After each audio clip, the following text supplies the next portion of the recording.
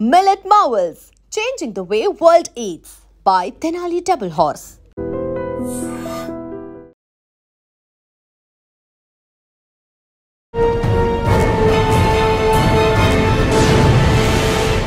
ఈ వారం మన గెస్ట్ 2004 బ్యాచ్ పోలీస్ ఆఫీసర్ పేరు కోన దుర్గా ప్రసాద్ గారు, circle inspector of police, Bhogapuram circle, Vizianagaram district.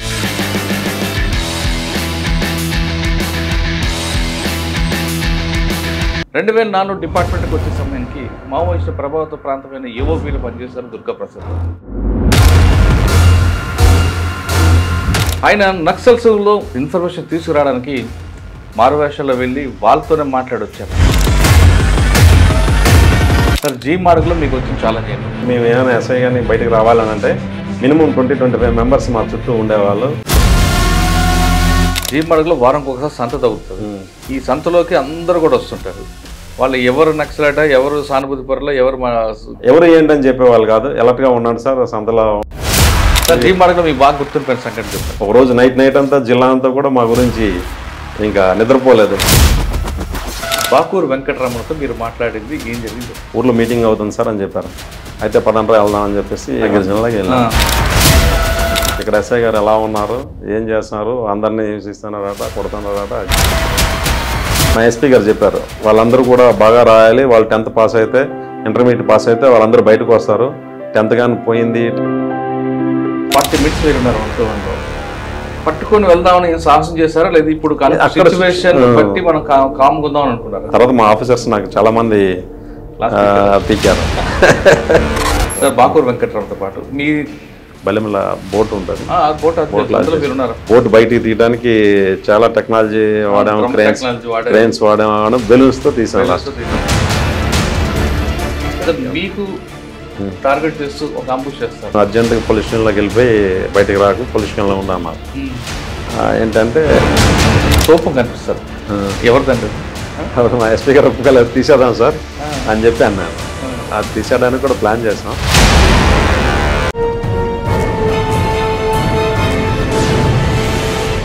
Welcome to crime diaries.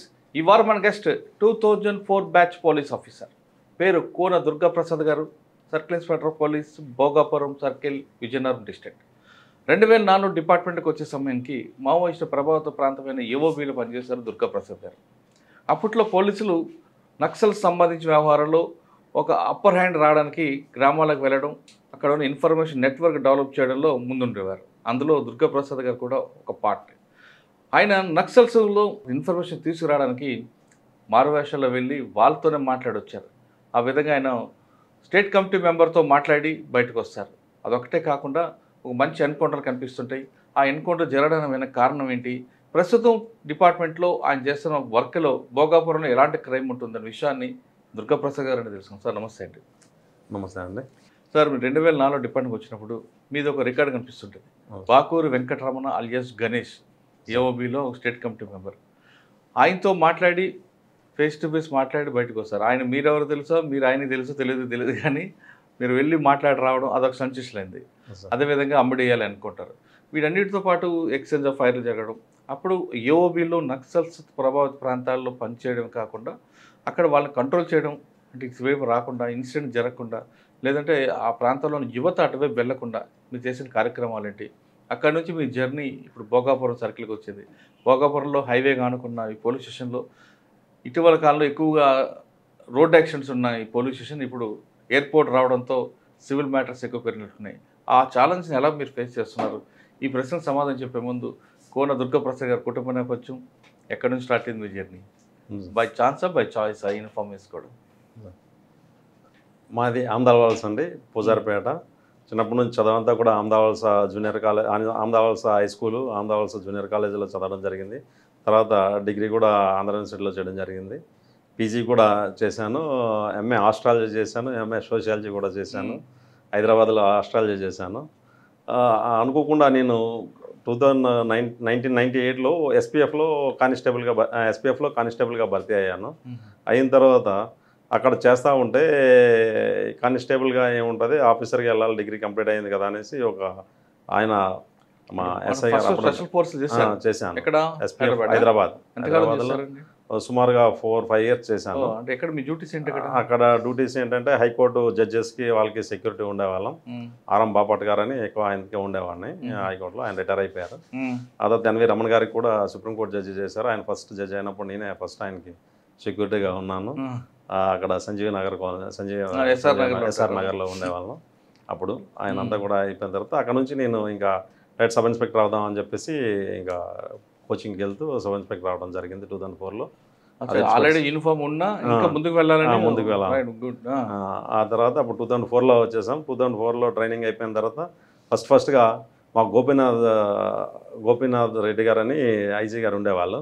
CN Gopinath Reddy గారు. ఆయనకి అడిగాం, సార్ నాకు సిటీ ఇవ్వండి సార్ అంటే, లేదురా నువ్వు ఏజెన్సీలో చేయాలి, నీకు ఏజెన్సీ ఇస్తారని వెళ్ళిపోమని చెప్పారు. అయితే అప్పుడు మాకు ఎక్కువగా ఉండేవారు ఏజెన్సీలో వెళ్ళగానే మేము అంతా కూడా వివి శ్రీనివాసరావు సార్ ఉండేవారు ఎస్పీగా. ఫస్ట్ మేము వెళ్ళగానే ఆయన దగ్గర రిపోర్ట్ చేసాం.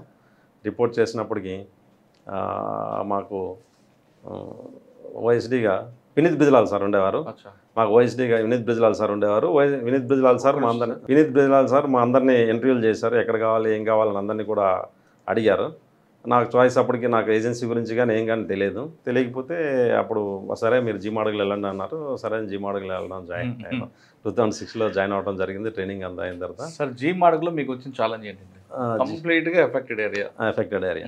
అప్పుడు అంతా బయటికి రావడానికి ఇంచుమించు మేము ఏమైనా ఎస్ఐ కానీ బయటకు రావాలని అంటే మినిమం 20-25 మెంబర్స్ మా చుట్టూ ఉండేవాళ్ళు. కానిస్టేబుల్స్ అంతా పార్టీ ఉంటేనే సివిల్ డ్రెస్లో పార్టీ ఉంటేనే బయటకు వచ్చేవాళ్ళం. పార్టీ లేకపోతే మాత్రం ఇంకా అక్కడ స్టేషన్లోనే ఉండేవాళ్ళం. మీరు వెళ్ళేసరికి అక్కడ జరిగిన ఇన్సిడెంట్స్ ఏంటంటే మేము వెళ్ళేసరికి అప్పటికే అంతకుముందు ఒకసారి స్టేషన్ మీద అటాక్ జరిగింది. అలాగే అప్పటికే స్టేషన్లో ఉన్న హోంగార్డ్ని ఎన్కౌంటర్ చేయడం జరిగింది. హోంగార్డ్ని చంపేయడం జరిగింది. తర్వాత అలా ఇంకా ఊళ్ళో వెళ్ళటానికి కూడా భయంగా ఉండేది. మేము వెళ్ళేసరికి అందరితో కూడా మింగిల్ అవ్వటం. అందరితో మాకు వి శ్రీనివాసరావు సార్ వెళ్ళిపోయిన తర్వాత మాకు జేజే మురళీ గారు వచ్చారు. జేజే మురళీ సార్ వచ్చారు. జేజే గారు మురళీకి రాగారు ముందు వివి శ్రీనివాసరావు గారితో పనిచేశారు కదా. చేసాం. జీమాడుగుల్లో ఒక పెద్ద ప్రాబ్లం ఉంటుందండి. జీమాడుగులో వారంకి ఒకసారి సంత తగ్గుతుంది. ఈ సంతలోకి అందరూ కూడా వస్తుంటారు. వాళ్ళు ఎవరు నక్సలట, ఎవరు సానుభూతి పరులో, ఎవరు మా గిరిజనులు తెలుసుకోదు. అక్కడ మీకు వచ్చిన చాలా వాళ్ళు ఎలాగ ఐడెంటిఫై చేసేవారు. అదేవిధంగా ఆ సంతలోకి వచ్చిన పోలీస్ ఆఫీసర్ కూడా టార్గెట్ చేసిన రోజులు ఉన్నాయి. ఈ ప్రాబ్లం ఎలా మీరు ఫేస్ చేస్తారు? అంటే మ్యాక్సిమం అండి నేను ఎప్పుడు టైం దొరికినప్పుడల్లా, ఎప్పుడైతే మా ఆఫీసర్స్ ఈ మూమెంట్స్ లేనప్పుడల్లా కూడా విలేజ్లు విజిట్ చేసేవాడిని. ప్రతి విలేజ్ అన్నీ మొత్తం ప్రతి పంచాయతీ ప్రతి విలేజ్ వెళ్ళేవాడిని. వెళ్ళి వాళ్ళందరితో ఒక పూట ఉండి మళ్ళీ ఈవినింగ్కి వచ్చేస్తూ ఉండేవాడిని. ఒక్కొక్కసారి నైట్ కూడా అక్కడ ఉండిపోయేవాళ్ళం. ఆ టీం పట్టుకొని మా ఏదైతే స్పెషల్ పార్టీ టీం పట్టుకొని ఎక్కువ విలేజ్లోనే తిరిగేవాడిని అండి. ఎక్కువ కూడా తిరగడం వల్ల అందరూ ప్రెసిడెంట్లు, మెంబర్లు, ఎవరైతే ఊరు పెద్దలు అందరూ తెలిసేవాళ్ళు. ఏదైనా ఇన్సిడెంట్ జరిగితే ఏదైనా జరుగుతుందంటే ముందే మాకు, సార్ మీరు ఈరోజు సంతకు రావద్దు, లేకపోతే ఈరోజు కొంచెం జాగ్రత్తగా ఉన్నాడు సార్, అలర్ట్గా ఉన్నాడు సార్ అని చెప్పేవాళ్ళు. ఎవరు ఏంటని చెప్పేవాళ్ళు కాదు, అలర్ట్గా ఉన్నాడు సార్, సంతలో ఉంటారు అని చెప్పేవాళ్ళు. మేమంతా కూడా పార్టీ పట్టుకొని వెళ్ళేవాళ్ళం. వెళ్ళేటప్పటికి ఆటోమేటిక్గా పోలీసు పార్టీ అంత ఉందని కానీ వాళ్ళు ఎవరో ఏమి ఉండేది కాదు. ఎప్పుడు ఇండివిజువల్గా వెళ్ళేవాళ్ళం కాదు సంతకి. ఒక సంత ఉందంటే 2 years 4 months చేశాను. 2 years 6 నెలల తర్వాత బాగా వస్తారు. జీమాడుగులో మీకు బాగా గుర్తుండిపోయిన సంఘటన చెప్పండి. బాగా గుర్తున్న సంఘటనలు అంటే నేను ఉండేటప్పుడు చాలా వరకు నుర్మతిలో కానీ ఇట్లో కానీ ఇన్సిడెంట్లు జరిగిన తర్వాత ఆఫీసర్స్ కొంచెం ప్రెజర్ అవ్వడం జరిగింది. దాని మీద చాలా ఎక్కువ వర్కౌట్ చేసాం. ఒకరోజు నేను అన్నవరం ఎస్ఐ గారు ఇద్దరం, పేరు సింహాద్రి నాయుడు అంటారు, అన్నవరం ఆయన, నేను మా బ్యాచ్మేటే. ఇలా మనకి ఒక ఇన్ఫర్మేషన్ ఉంది నుర్మతిలో వెళ్దాం రా అంటే వచ్చాడు బాబు. మా ఓఎస్డీ గారు అప్పుడు శ్రీకాంత్ సార్ ఉండేవారు. చెప్పిన తర్వాత ఇద్దరం కలిసి వెళ్తే ఎవరు డ్రైవర్ రామంటారు, నేనే నడిపాను. Eicher van నడిపేశాను. 10 మందిని ఎక్కించుకొని వెళ్ళిపోయాము. ఎక్కడి వరకు? నుర్మతి వరకు వెళ్ళాం. అక్కడ దాటేసరికి అన్ని రోడ్ల మీద ఇంకా పెద్ద పెద్ద దొంగలు వేసేసారు. మాతో వచ్చినటువంటి ఏపీఎస్పీ వాళ్ళు కానీ భయపడిపోయారు. ఇంకా సార్ మేము రాము, వస్తే ఏదవుతుంది, మీరేమో డ్రైవర్ ఉన్నారు, మీరు ఇంకా నడపకూడదంటే అంటే అది మనకు ఏఓబి ఏఓబీలో కట్ ఆఫ్ బొయ్తిలి అటువైపు మీటింగ్ అవుతుందని తెలిసింది. మేము ఉన్న 6 నేను ఎక్కించుకొని ఆ ఎస్ఐ గారు నేను ఇద్దరం కలిసి బయలుదేరిపోయాం. ఏదైతే అదే అవుతుందని. కాకపోతే అప్పటికి వెళ్ళేసరికి వర్షం కంటిన్యూ పడుతుంది, చీకటి, దానివల్ల చెట్లు కూడా పడేసి ఉన్నాయి. ఇంకా అక్కడతో వాళ్ళు భయపడిపోయారు. వెళ్ళాము సార్ మనం వద్దు, ఇంకా మేము రామని చెప్పి వాళ్ళు అనుకుంటే ఇంకా రిటర్న్ వచ్చేయడం జరిగింది. అంతవరకు వెళ్ళి వచ్చేసాం వెనక్కి. మీటింగ్ అవుతుంది ఇన్ఫర్మేషన్ అవుతుంది. రాత్రి ఇంచుమించు 12 o'clock అలా అయింది మేము వెళ్ళేసరికి. అంటే కంటిన్యూ వర్షాలు అక్కడ అంతా కూడా. దాంట్లో మీటింగ్ అంటే ఎవరంటే సెంట్రల్ కమిటీ ఉన్నారు అప్పటికి దళం మెంబర్స్ వాళ్ళు వచ్చారని చెప్పి, గాలికొండ దళం వాళ్ళ 2-3 దళాలు వచ్చాయని చెప్పేసి ఇన్ఫర్మేషన్. అప్పటికి మనకి ఇంకా ఫోర్స్ అవైలబుల్ లేదు కాబట్టి ఉన్నాళ్ళు తగ్గించుకెళ్ళిపోయాం. కానీ వాళ్ళు ఏపీఎస్పీ కాబట్టి కొంచెం అదే గ్రౌండ్స్ కానీ లేకపోతే స్పెషల్ పార్టీ కానీ ఏదైనా ఉన్నాయి. అప్పుడు ఒక ఇష్యూ ఇదే ఉండేది. తర్వాత ఇంకా బాగా గుర్తుండిపోయింది. తర్వాత ఇంకా మేము ఒకరోజు కోండ్రలో ఒక ఇన్సిడెంట్ జరిగింది. అప్పటికి మాకు ముంచింగ్పుట్టు పెదబయలు వేసే శంకర్రావు అని చెప్పేసి వాళ్ళ పార్టీ వెళ్ళింది లోపలికి. వెళ్ళేటప్పటికి వాళ్ళ మీద అటాక్ జరిగింది. కోండ్రు దగ్గర అటాక్ జరిగితే వాళ్ళందరినీ తీసుకొస్తున్నారు. వాళ్ళని రెస్క్యూ చేయడానికి మా ఆఫీసర్స్ చెప్తే నేను లక్ష్మోజీ అని మా బ్యాచ్మేట్ ఎస్ఐ, అప్పుడు మేము ఆయన హుకుంపేట ఇద్దరం కలిసి బోయితిలేని వెళ్ళాము. బోయితిలో వెళ్తే నా మీద బ్లాస్ట్ అయింది. జీప్లో బండి మీద వెళ్తుంటే పడిపోయాను, లోయలో పడిపోయాను. అంటే ఎలా చేశారు వాళ్ళు ఏం చేశారంటే వీళ్ళందరినీ మా స్టాఫ్ అందరినీ నేను పంపించేశాను దీంట్లో అంబులెన్స్లో. మన హాస్పిటల్ ఉంటే హాస్పిటల్ అంబులెన్స్లో వాళ్ళకి వెళ్ళినట్టు అంబులెన్స్లో పంపించేశాను. స్టాఫ్ చాలకపోతే నేను ఒక 2-wheeler తీసుకుని వెళ్ళిపోయాను. దాని వెనక వెళ్ళేటప్పుడు నేను లోయలో పడిపోతే వాళ్ళందరూ తీసుకొచ్చారు, ఊర్లో వాళ్ళు తీసుకొచ్చి బ్యాలెన్స్ కాయలేక దీని దగ్గర నర్మతి దగ్గర ఒక ట్రాక్ వేస్తున్నప్పటికి సడన్గా పడిపోవడం జరిగింది లోయలోకి. వాళ్ళ వల్ల కాదు, పడిపోయిన తర్వాత ఇంక అందరూ చెప్పేశారు అప్పుడే, సార్ మీరు ఇక్కడ ఉండొద్దు అంటే గుర్తుపట్టారు ఊరు వాళ్ళు, ఎందుకంటే ఎక్కువ ఊర్లో తిరుగుతాను. సార్ మీరు ఇక్కడ ఉండొద్దు అర్జెంట్గానే జీపీకి పంపించేశారు. బొయ్తిలు వెళ్ళిపోయాము. మేము వెళ్ళిపోయి ఇలా దిగిన తర్వాత వీళ్ళు మా లక్ష్మోజీ వాళ్ళందరూ బస్సులో వచ్చారు. వాళ్ళు వచ్చారు కదని వాళ్ళని రిసీవ్ చేసుకోవడానికి వెళ్ళాము. మా మీద ఒక బ్లాస్టింగ్ అయింది. ఎక్కడ? బొయ్తిల దగ్గరే, బొయ్తిల అవుట్కట్స్లో. వీళ్ళు బస్సు వస్తే బస్సులకి కర్ర అడ్డ పెట్టారని చెప్పేసి మేము వెళ్ళి తీయడానికి వెళ్ళాం. మా అందరూ బ్లాస్ట్ అయింది. నాకు చిన్న దెబ్బలు తగిలి, మా వాళ్ళకి కొంచెం చిన్న తగిలి. రిటలేషన్ అంటే వాళ్ళు ఏం చేశారంటే కొండలో కూర్చున్నారు, పరిగెత్తంగానే దొరకలేదు. దాని తర్వాత ఒకళ్ళిద్దరిని తీసుకొచ్చాం, అరెస్ట్ చేసాం. ఎవరు చేశారో కూడా పట్టుకున్నాం. అప్పుడంతా ఉండేది. ఒకరోజు నైట్ అంతా జిల్లా అంతా కూడా మా గురించి ఇంకా నిద్రపోలేదు, జిల్లా పోలీస్ అంతా కూడా. ఎందుకు? ఇది బ్లాస్ట్ అయిపోయింది, మేము లోపల ఉండిపోయాం. అప్పటికి మైన్ ప్రూఫ్ వెహికల్ పంపించారు, అన్నీ చేశారనమాట. చాలా పెద్ద ఇష్యూ అయిపోయింది అదంతా కూడా. జీమాడుగుల తర్వాత అంతా కూడా జీమాడుగుల తర్వాత అచ్యుతాపురం వెళ్ళామండి. అచ్యుతాపురం అట్లా దాన్ని అయిందో అచ్యుతాపురం మామూలు లాండార్ పోలీస్ స్టేషన్. అక్కడంతా ఇండస్ట్రియల్ ఉండేది. అప్పటికి బ్రాండిక్స్ అనమాట కన్స్ట్రక్షన్ అవుతుంది ఇండస్ట్రియల్ అంతా కూడా. బ్రాండిక్స్ అప్పటికే ఇష్యూ ఉంటే అక్కడంతా కూడా పూడి మడక, వాళ్ళంతా ఫిషర్మ్యాన్స్, యాజిటేషన్స్, కొట్టుకోవడాలు అన్నీ చాలా ఎక్కువ ఇష్యూస్ ఉండేవి. ల్యాండ్స్ ఇచ్చారని చెప్పేసి బ్రాండిక్స్ రిలాక్స్ లేదు. బ్రాండిక్స్ కన్స్ట్రక్షన్ అంతా వరకు మొత్తం మ్యాక్సిమం 80% వరకు నేనే ఉన్నాను. అంతా కూడా సెటిల్మెంట్లు చేసి వాళ్ళతో డైలీ మాట్లాడి కన్స్ట్రక్షన్ అలాగ ఇండస్ట్రీ. అప్పటికి జేజే మురళీ గారు ఉండేవారు, ఆయన కొంచెం అయిపోయింది. ఈయన వచ్చారు ఆయన తర్వాత, వినీత్ బిజ్లాల్ సార్ కంటే ఆకుల సబర్వాల్ గారు వచ్చారు. అచ్యుతాపురం తర్వాత అండి ఇంకా నాకు అక్కడ 2-3 సార్లు గొల్గొండ వెళ్ళాను. నెక్స్ట్ గొల్గొండ వేశారు. గొల్గొండ వెళ్ళిన తర్వాత ఐబీ నుంచి మన ఇంటెలిజెన్స్ నుంచి కూడా మీరు ఇక్కడ పని చేయకూడదు అని వినీత్ బిజ్లాల్ సార్ ఉన్నారు, ఎస్పీ గారు. వెంటనే ఫోన్ చేసి చెప్పారు, సార్ కూడా మీరు ఎక్కడ ఉన్నారు, మీ మీద యాక్షన్ టీం తిరుగుతుందని అని చెప్తే మా కోడి దుర్గాప్రసాదరావు గారు నేషనల్ డీజీ గారు ఉండేవారు అప్పుడు. సార్కి చెప్తే నాకు పీటీసీకి ఇచ్చారు, మన విజయనగరం పీటీసీకి వెళ్ళిపోయాను. 2 years ఇంకంతా కూడా ఉండేది. నాకు అప్పుడు గన్మ్యాన్లు అందరూ ఉండేవాళ్ళు. ఇంకా వీళ్ళతో ఎస్ఐగా గన్మ్యాన్లు పెట్టుకొని అంతా కష్టంగా అని చెప్పి ఇంటి దగ్గర కూడా భయపడ్డారు. ఇంకా అప్పటి నుంచి ల్యాండ్ ఆర్డర్ మానేసి ఇంకా సిటీకి వెళ్ళిపోయిన తర్వాత అయిపోయిన తర్వాత 2 years అయిపోయిన తర్వాత కొంచెం అంతా సర్దుమణిగింది. నేను ఇంకా సిటీలోకి వెళ్ళిపోయానండి. సిటీలో ఫోర్త్ టౌన్ ట్రాఫిక్ ఎస్ఐగా చేశాను. దాని తర్వాత ప్రమోషన్ వచ్చేసింది ఇన్స్పెక్టర్గా. సిఐడి తర్వాత మళ్ళీ స్టీల్ ప్లాంట్, అక్కడ కూడా ఇండస్ట్రియల్ యాజిటేషన్స్ కూడా స్టీల్ ప్లాంట్ తర్వాత మళ్ళీ క్రైమ్లోకి వెళ్ళిపోయానండి. సిసిఎస్ క్రైమ్ అంటే ట్రాఫిక్ చేశాను, 3 టౌన్ 4 టౌన్ ట్రాఫిక్, మహానాడు ఈనాడు అవన్నీ కూడా మా ప్రభాకర్ సారు, తర్వాత ఈయన మన మహేంద్ర పాత్రుడు సారు, ప్రభాకర్ సార్ మాకు ఏసీపీగా ఉండేవాళ్ళు. వాళ్ళంతా కింజరా ప్రభాకర్ సార్, మేమందరం కలిసి టీంలా పనిచేసాం అంతా కూడా. చాలా అయిపోయిన తర్వాత మళ్ళీ సిసిఎస్కి వెళ్ళిపోయానండి. లడ్డా సార్ ఉన్నప్పుడు సిసిఎస్కి వెళ్ళి సిసిఎస్లో కూడా మంచి మంచి దొంగల్ని వాళ్ళందరినీ పెద్ద పెద్ద ఆపరేటర్స్ ఒక ఇంచుమించు 1 కేజీన్నర గోల్డ్ కూడా రికవరీ చేసాం. వీళ్ళందరినీ చాలా మందిని పట్టుకున్నాం. అలా చేసిన తర్వాత దాని తర్వాత అయిపోయింది. సిటీలో అయిపోయిన తర్వాత మళ్ళా ఇంకా ఎలక్షన్ రావటం, ఎలక్షన్లో టైం ఉందని చాలా ఉండి మళ్ళీ ఇక్కడ విజయనగరం ఎస్బీకి వచ్చేసాను. ఎస్బీలో 1 ఇయర్ చేశాను. మళ్ళీ మల్కాపురం వెళ్ళిపోయాను. మల్కాపురంలో అక్కడ ఇండస్ట్రియల్ కూడా అన్నీ కూడా చాలా ఎక్కువ industries, HPCL, stations, shipyard, dockyard అవన్నిటిలో లేబర్ ఇష్యూస్ చాలా వరకు ఫేస్ చేసాం, చాలా వరకు సాల్వ్ చేసాం ఇష్యూస్ లేకుండా.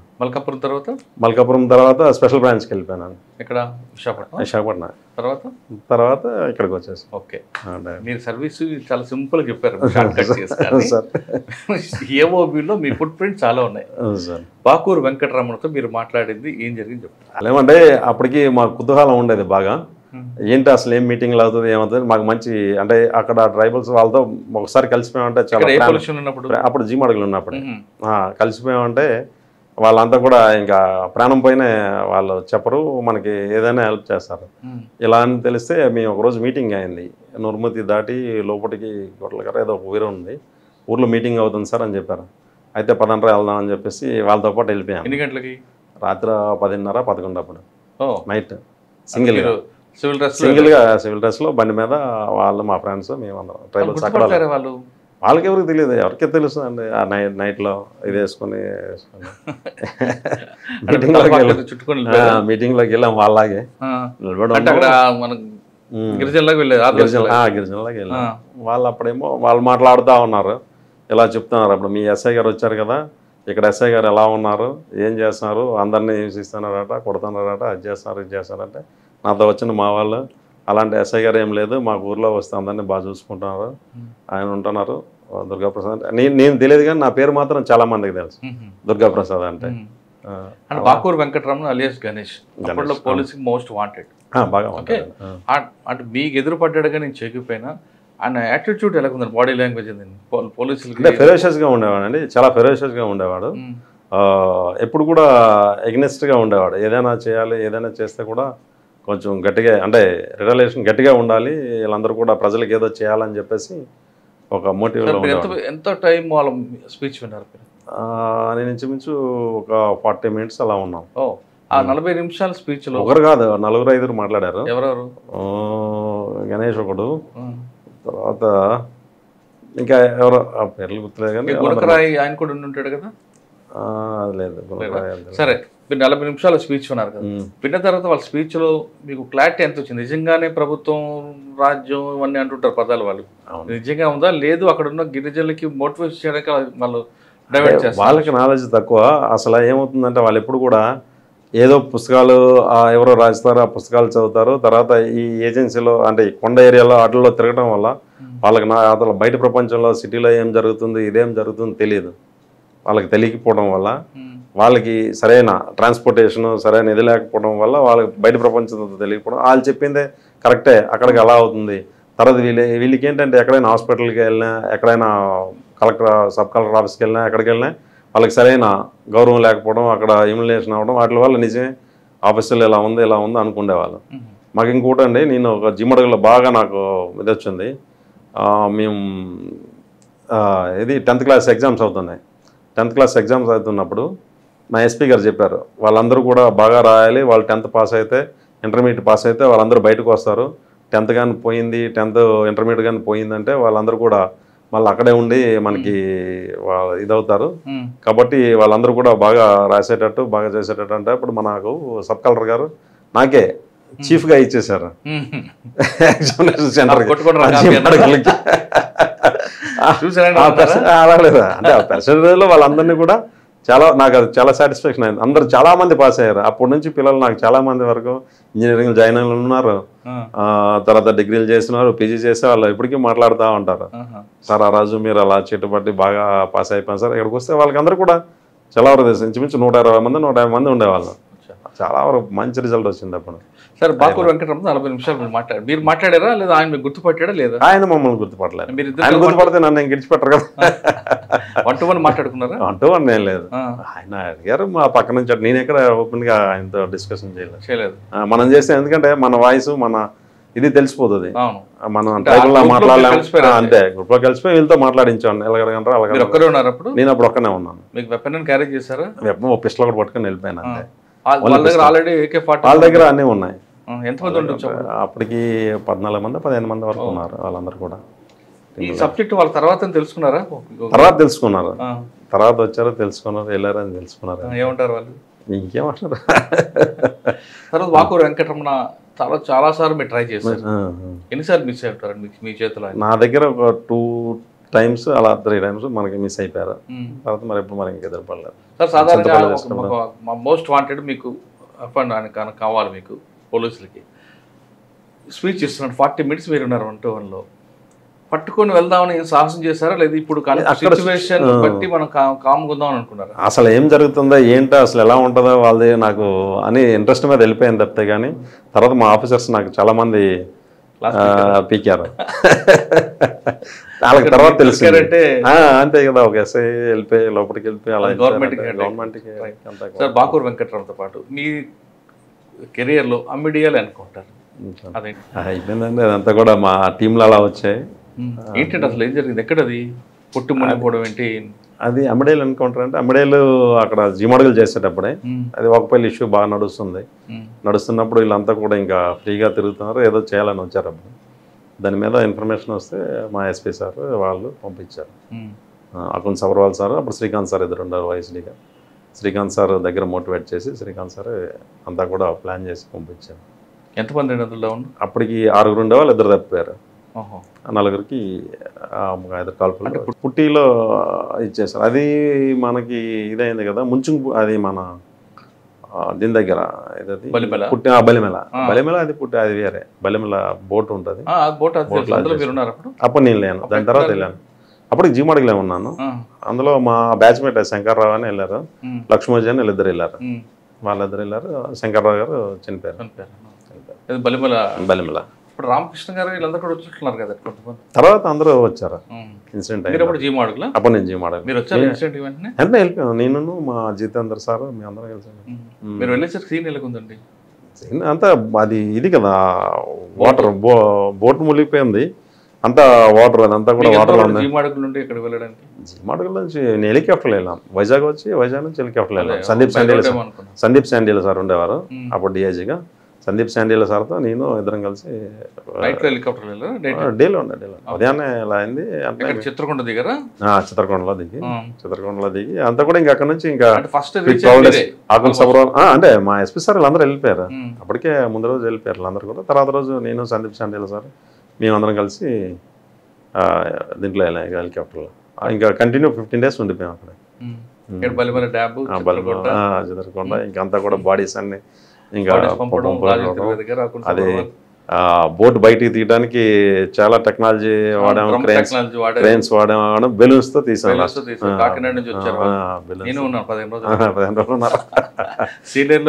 కంటిన్యూ వర్షాలు పడుతుంటాయి, వెళ్ళడానికి ఉండదు, తినడానికి ఉండదు.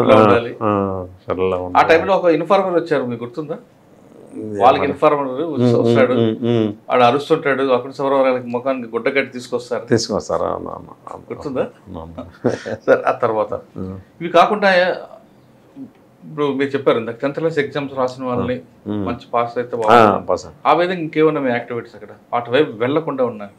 అటువైపు వెళ్లకుండా ఉండడానికి మాకు జజ మురళీ సార్ ఉండేవారు. ప్రతి ఊరికి క్రికెట్ కిట్లని అలాగే వాలీబాల్ కిట్లని మంచి మంచి ఇవి పెట్టేవాళ్ళం. ఏదైనా పండగలు అయ్యేటప్పుడు అవి అయ్యేటప్పుడు వాళ్ళకి ప్రోత్సాహాలు ఇచ్చేవాళ్ళం. అందరూ కూడా ప్రతి ఊరికి వాలీబాల్ కిట్స్ ఇచ్చేవాళ్ళం, వాలీబాల్స్ ఆడిపించేవాళ్ళం. మా జీమడుగుల పోలీస్ స్టేషన్లో అందరినీ పిలిచి ఇవి పెట్టేవాళ్ళం, కాంపిటీషన్స్ పెట్టేవాళ్ళం. అందరూ అప్పుడు పోలీస్ స్టేషన్ రావడానికి భయపడేవాళ్ళు. ఆ తర్వాత ఫ్రీగా అయిపోయింది. వాళ్ళందరూ కూడా ఇక్కడ కాంపిటీషన్ పెడుతున్నాం, ప్రతి పంచాయతీ నుంచి అందరు రావాలని అంటే అందరు రావటం, వాళ్ళకి భోజనాలు పెట్టడం, పిల్లలందరూ కుర్రోళ్ళందరూ కూడా రావటం, ఆడటం, గెలిచే వాళ్ళు కప్పు గెలిచేవాళ్ళం. కామేశ్వరరావు గారు అని ఇన్స్పెక్టర్ గారు ఉండేవాళ్ళు, అని బాగా సహకరించి అంతా చేసేవాళ్ళం. సార్ అది జీ మాడుగులో ఎందుకంటే ఎక్కువ టార్గెట్ అవుతుంది? కట్ ఆఫ్ ఏరియాకి దగ్గర ఉందన్నా? అది ఒరిస్సా బోర్డర్కి ఒకటి, తర్వాత ఏమో మనకి లాంగ్ లోపలికి ఉంటుంది. అప్పుడు మరి ఇంకా ఎలక్షన్ జరిగినా ఫస్ట్ జరుగుతుంటాయి, క్రైమ్ జరిగినా ఫస్ట్ అక్కడ ఉంటుంది. ప్లస్ ఈ లీడర్స్ అందరూ హెడ్ క్వార్టర్ అదా ఏమన్నా? అలాగే ఉండదు. బాగా మన వెంకటరామది ఎక్కడ? బాకూరు వెంకటరామది చింతపల్లి దగ్గర కానీ ఎక్కువ జీ మాడుగుల, కసింకోట అంటే అది టెరైన్ బాగా ఇది ఉంటుంది. తర్వాత ఇక్కడ ఎక్కువ వీళ్ళు ఉంటారు, కోందులు వాళ్ళు ఉంటుంది.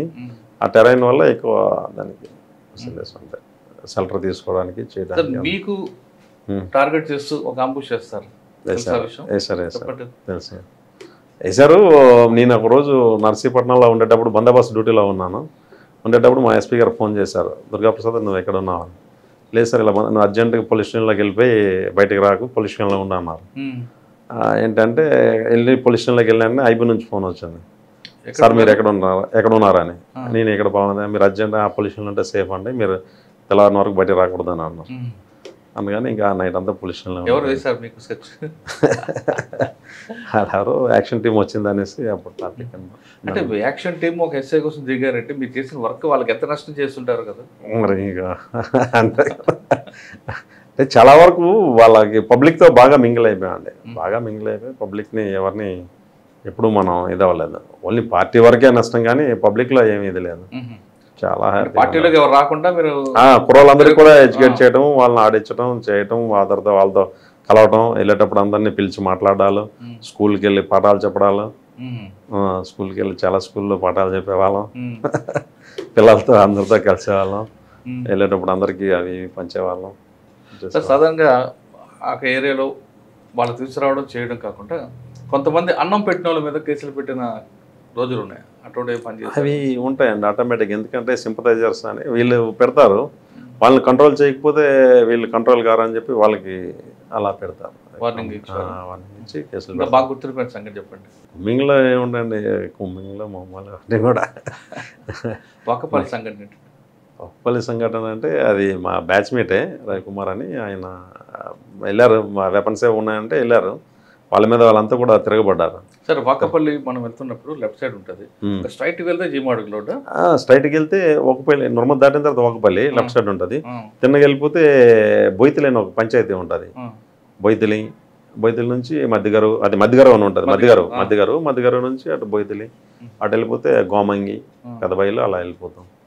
మధ్యగారు సంత కూడా అవుతుంటుంది, మధ్యగారు సంత అవుతుంటుంది. ఎవ్రీ వీక్ సంతలో కంపల్సరీ వెళ్తాను. స్తూపం కనిపిస్తారు, ఎవరిదండి అది? సూర్యమెట్ట అని ముందు ఉంటుంది స్తూపం, సూర్యమెట్ట అని, ఆ సూర్యమెట్ట దగ్గర ఉంటుంది. అది వాళ్ళు కట్టారు అప్పుడు, అది నేను వెళ్ళిన తర్వాత కట్టారు. ఆ స్తూపం కోలుకొట్టాలని మీరు చూసారు? నేను చూసాను. అప్పుడు మా ఎస్పీ గారు ఒప్పుకోలేదు, తీసేద్దాం సార్ అని చెప్పి అన్నాను. అది తీసేయడానికి కూడా ప్లాన్ చేసాం, కాకపోతే మళ్ళీ వద్దులే అని చెప్పేసి ఆగిపోయింది. సరే వాకపల్లి సంఘటన ఒక్కళ్ళు నాకు పెద్దగా తెలియదు అంత గురించి.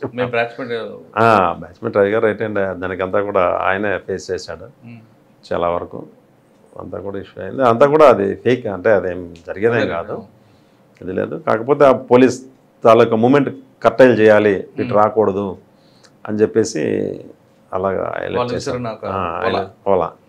హైలైట్ చేశారు. ఇంకా నక్సల్స్ మూవ్మెంట్ గురించి మాట్లాడుకుంటే ఇప్పుడు మనం ప్రజెంట్ సిచ్యువేషన్ వద్దాం.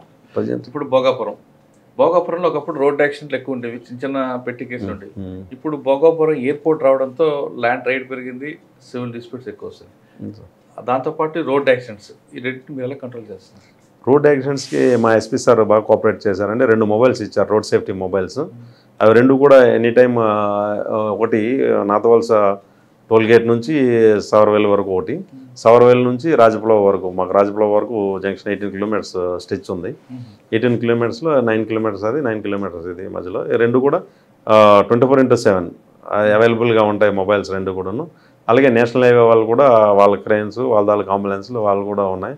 ఎక్కువ ఏం చేస్తాను అంటే ఏది కూడా పార్కింగ్ అయిపోకుండా చేయకుండా చూస్తాను. ఎక్కువ ఏమవుతుందంటే హైవేలో అన్నెసరిగా పార్కింగ్ ఉంటే వెనక నుంచి వచ్చేవాడికి లైటింగ్ వల్ల దానివల్ల యాక్సిడెంట్లు అయ్యి ఉంటాయి ఇంతకుముందు. ఇప్పటి వరకు చాలా తగ్గించాం. అవన్నీ కూడా పార్కింగ్ లేకుండా, పార్కింగ్ ఉందంటే మావాడు వెహికల్ హార్న్ వేసుకొని చేసుకొని వెళ్తూ ఉంటాడు, అవి ఆటోమేటిక్ తీస్తున్నాం. అలాగే లైటింగ్స్ కూడా ఎనీ టైం, ఇంతకుముందు ఏంటంటే ఈ లైట్స్ గట్రా ఆపేసేవాళ్ళు, అది ఎప్పుడు లైట్ ఆగిపోయిందంటే వెంటనే మా వాళ్ళు అక్కడే ఉంటారు కాబట్టి వెంటనే ఎక్కడ ఆగిపోయింది ఏముంటుందని వాళ్ళతో నేషనల్ హైవే వాళ్ళతో కనెక్ట్ చేసి లైట్లన్నీ వేయిస్తున్నాం. దాని తర్వాత మూమెంట్ ఎక్కువ, పోలీస్ మూమెంట్ ఎక్కువ రోడ్డు మీద ఉంటుంది కాబట్టి వాళ్ళు కూడా కొంచెం అలర్ట్ అవుతూ ఉంటారు. సివిల్ డిస్ప్యూట్స్ అంటే ఏమవుతుందంటే అంటే మాకు అలా ఏముండదు. ఇక్కడ ఏముంటుందంటే ఎక్కువ ఏంటవుతుందంటే ఒకసారి వాళ్ళ తాతలు అప్పుడు ఒక ల్యాండ్ రేట్లు చాలా తక్కువ, 50 ఎకరా 50,000కి 1 lakh 2 lakh 3 lakh అమ్మేసేవాళ్ళు. అప్పుడు అంతా కూడా వేస్ట్ ల్యాండ్స్, అంటే ఓన్లీ తోటలు, సర్వీ తోటలు, ఏవో జీడి తోటలు, సర్వీ తోటలు అలాంటివి వేసుకునే ఉండేది కానీ పంట పొలాలు కాదు కాబట్టి వాటిని ఎవరు పట్టించుకునే వాళ్ళు కాదు. వన్స్ ఎయిర్పోర్ట్ ఇక్కడంతా కూడా ఇది అయిన తర్వాత అవన్నీ కూడా అమ్మేసిన వాళ్ళే వాళ్ళ తాళ్ళగా మా తాత సంతకం పెట్టలేదు, మా నాన్న సంతకం పెట్టలేదు, ఇది మా తాతది కాదు, మా నాన్న కాదు, ఇప్పుడు 20 సంవత్సరాల క్రితం 50 సంవత్సరాల కదా అని మళ్ళీ లిటిగేషన్స్ పెట్టి, అంటే ఏదో అమౌంట్స్ వస్తాయి, డబ్బులు వస్తాయి, ఇచ్చేస్తారని చెప్పేసి వీళ్ళతో ఎందుకని చెప్పేసి అలా జరుగుతూ ఉంటాయండి. ఏమున్నాయి సివిల్ డిస్ప్యూట్స్లో మేము ఎంటర్ అవ్వండి, ఏమున్నాయి త్రూ కోర్టుకి వెళ్ళిపోమంటాం, కోర్టులో చేసుకుంటారు వాళ్ళని. సివిల్ డిస్ప్యూట్ కోర్టు అంటారు, కోర్టుకు వెళ్తే టైం పడుతుంది, ఇంకా థర్డ్ పార్టీ ఎంటర్ అవుతాడు, అటు సెటిల్మెంట్ చేసుకుంటూ బతుకుతుంటాడు. అది అప్పుడు మనం ఒక రౌడీని పోషిస్తున్నట్లే కదా. అలా అని అంటే అలాంటిది ఉండదు, అలాంటివి అయితే పొజిషన్ కరెక్ట్, ఎగ్జాక్ట్లీ మీరు చెప్పింది 100% కరెక్టే. కాకపోతే అలాంటివి ఉండదు. వాళ్ళు ఏదైతే ఎప్పుడైతే వాళ్ళ పెద్ద మనుషులు ఉంటే పొలిటికల్ ఉంటుంది, లేకపోతే పెద్ద మనుషులు ఎవడో చెప్పేటప్పుడు వినేటప్పుడు వినరు వాళ్ళు, ఎందుకంటే ఇలా గొడవలు పడడానికి ఇష్టపడరు కాబట్టి చేస్తుంటారు. మేము అలాంటివి ఏమున్నా మా దృష్టికి వచ్చినా కూడా కేసులు పెడుతుంటాం, వాళ్ళ మీద పెడతాం. అలాగే ఏమి ప్రజెంట్ అయితే అలాంటివి మన దృష్టికి రాలేదు, ఎవరో అలా సెటిల్ చేస్తున్నట్టు ఇది చేస్తున్నట్టు ఏం రాలేదు. ఎందుకంటే ఇక్కడ ప్రజలు కూడా చాలా తెలివైన వాళ్ళు, చాలా తెలివైన వాళ్ళు, ఏదైనా ఉంటే వాళ్ళ వరకే ఉండాలి తప్పితే కానీ ఇంకొకరికి వెళ్ళడానికి ఇష్టపడరా. సరే, మీరు ట్రెడిషనల్ క్రైమ్ ఉన్నప్పుడు వచ్చారు ఫీల్డ్లో, ఇప్పుడు సైబర్ క్రైమ్ నడుస్తుంది. మీ లిమిట్స్లో సైబర్ క్రైమ్ ఎవరు ఎఫెక్ట్ కాకుండా, బాధితులు కాకుండా ఉండాలంటే పబ్లిక్ ఇచ్చే మెసేజ్ ఏంటి? మేము బాగా అవేర్నెస్ మీటింగ్స్ పెడుతున్నామండి సైబర్ క్రైమ్స్ మీద. చాలా వరకు మా మహిళా పోలీసులతోని, అలాగే విలేజ్లు విజిట్ చేసేటప్పుడు కూడా సైబర్ క్రైమ్స్ వాళ్ళకు కూడా చెప్తున్నాం. ఎవరు కూడా అన్నెసరీగా వచ్చినటువంటి లింకులు ఓపెన్ చేయడం కానీ, అన్నెసరీగా అంటే మనకి మెసేజ్లు వస్తుంటాయి ఎస్ఎంఎస్లు కానీ, వాట్సాప్లో కానీ, ఏపీకే ఫైల్స్ కానీ, లేకపోతే ఈ సైబర్ ఈ లింకులు వస్తూ ఉంటాయి, అవేవి కూడా అన్నెసరీగా ఓపెన్ చేయొద్దని చెప్తాను. అలాగే లాటరీలు వచ్చాయి, అలాగే జాబులు ఇస్తాం, ఈ వర్క్ చేస్తే అంటే ఈ టార్గెట్లు చేస్తుంటే మీకు అమౌంట్స్ వస్తూ ఉంటాయి, అలాంటివన్నీ వస్తాయినప్పుడు అలాంటివి ఎడ్యుకేట్ చేస్తాను. చాలా వరకు తగ్గాయండి, అంతవరకు ఇదేం లేదు. ఇప్పుడైతే మరి ఇంకా మ్యాక్సిమం మాకైతే ఏం లేవు. వచ్చిన వెంటనే కూడా మేము 1930కి ఫోన్ చేయమంటాం. ఒక ఏదైనా అయిపోయిన వెంటనే 1930కి కాల్ చేయమంటాం. కాల్ చేస్తే ఇమీడియట్లీ అవి ఏమైనా ఉన్నాయి ఫ్రీజ్ అవుతున్నాయి, వాటిలో మేము కేసులు కడతాను, వాళ్ళకి ఫ్రీజ్ అయిన అమౌంట్స్ ఇప్పిస్తాను. ఓకే, ఒక కానిస్టేబుల్గా డిపార్ట్మెంట్కి వచ్చారు, తర్వాత ఎస్ఐగా రాశారు, ఇప్పుడు సిఐ గారు, నెక్స్ట్ డిఎస్పీ, అడిషనల్ ఎస్పీకి వస్తారు. కానీ మీకు ఒక గోల్ ఉంటుంది, ఆ గోల్ ఏంటంటే? గోల్ అంటే ఏం లేదండి, పిల్లల్ని బాగా చదివించుకోవాలి, మన పిల్లలు మన మీద ఆధారపడకుండా ఉండాలి, హ్యాపీగా రిటైర్మెంట్ లైఫ్ హ్యాపీగా ఉండాలి, అంతే. నా భార్య నేను హ్యాపీగా ఉండాలి. డిపార్ట్మెంట్ రావాలనుకునే వాళ్ళకి మీ ఇచ్చే మెసేజ్ ఏంటంటే? రావాలి మన సర్వీస్ చేయాలనుకున్న వాళ్ళకి రమ్మంటారా, లేదా డబ్బులు సంపాదించాలని కొంతమంది జయంగా వస్తారు ఈ డిపార్ట్మెంట్? అది మరి నేను అప్పుడు అలా అనుకున్నారు కానీ అది కరెక్ట్ కాదండి. డబ్బులు సంపాదించాలి, ఇచ్చేయాలి అనడానికి పాత రోజుల్లో ఏదైతే అవి ఉండొచ్చేమో కానీ ఈ రోజుల్లో ప్రతి వారి దగ్గర మీడియా ఉంది, మనం మాట్లాడుతున్నవన్నీ కూడా రికార్డ్ అయిపోతుంటుంది. అలాగే మనకు తెలియకంటే మన వీడియోలు వచ్చేస్తుంటాయి. ఆ డబ్బులు సంపాదించడం అనేది ఎప్పుడూ పోయింది, అదేం లేదు. మనం అలాంటివన్నీ పెట్టుకోవాల్సిన అవసరం లేదు. హ్యాపీగా ప్రజలకి సేవ చేయాలి, నీడీ పీపుల్కి మనం ఏదైనా న్యాయం, నీడీ పీపుల్కి ఏదైనా న్యాయం చేయాలి, ఏదైనా ఇది ఉండాలనుకుంటే గోల్ ఉండేటప్పుడు రావచ్చు. డిపార్ట్మెంట్ అయితే ఎప్పుడు ఇదే డైరెక్ట్గా ప్రజలకి మనం అందుబాటులో ఉండేది. మాకు ఒకరు చెప్పారు, ఒక డాక్టర్ అంటే ఊర్లో 4-5 డాక్టర్లు ఉంటారు, 10 మంది డాక్టర్లు ఉంటారు, మనకి చాయిస్ ఉంటుంది. పోలీస్ స్టేషన్లో అలాంటి చాయిస్ ఉండదు, ఒకే సబ్ ఇన్స్పెక్టర్ లేకపోతే ఇన్స్పెక్టర్ ఉంటారు, ఎస్ఎస్ఓ, ఆయన దగ్గర వెళ్ళాలి. కాబట్టి ఎవరికైనా అన్యాయం జరిగినా ఏం జరిగినా కూడా మనమే ఫస్ట్ రెస్పాండెంట్, మనమే ఫస్ట్ రెస్పాన్స్ అవ్వాలి. కాబట్టి ఇది ఇది వేరే ఉంటుంది, మనస్తృప్తి ఉంటుంది, థ్రిల్ వేరే ఉంటుంది, కిక్ వేరే ఉంటుంది. ఆ కిక్ వేరే ఉంటుంది. ఒకరికి సాయం చేసాం అమ్మాయిలు అనేసి అలా ఉంటుంది రావచ్చు. ప్రజలకి ఏమైనా కష్టం కానీ నష్టం కానీ జరిగితే వేరే డిపార్ట్మెంట్కి వెళ్తే ఒక పరిధి మాత్రమే అనుకుంటుంది. ఉదాహరణకు కరెంట్ పోతే కరెంట్ డిపార్ట్మెంటు, నీరు రాకపోతే వాటర్ వర్క్స్, మున్సిపాలిటీ, పంచాయతీ ఉంటాయి. కానీ వాళ్ళు ఆ పరిధి వరకు మాత్రం చేస్తారు. కానీ పోలీస్ దగ్గరకు వస్తే అన్ని డిపార్ట్మెంట్లో కూడా వాళ్ళు వెళ్తారు. సాధారణంగా ప్రజలకు ఏ కష్టం వచ్చినా కరెంటు పోయినా పోలీస్ అని కాల్ చేస్తారు, మంచినీరు రాకపోయినా పోలీస్ అని ఎందుకంటారంటే ప్రజలకి పోలీసుల మీద అంత గౌరవం ఉంది.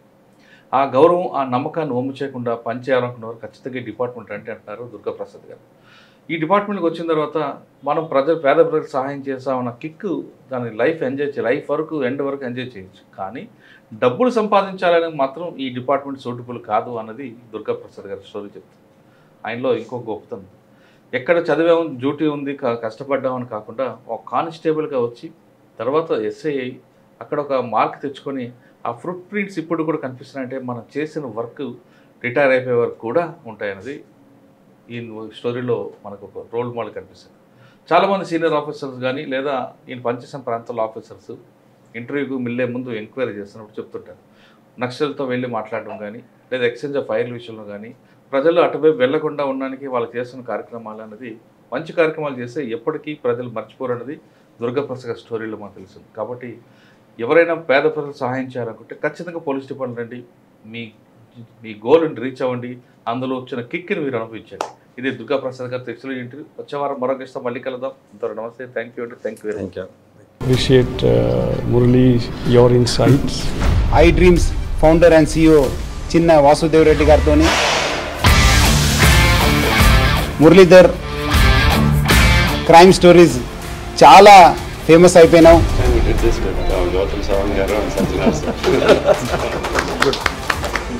Well done.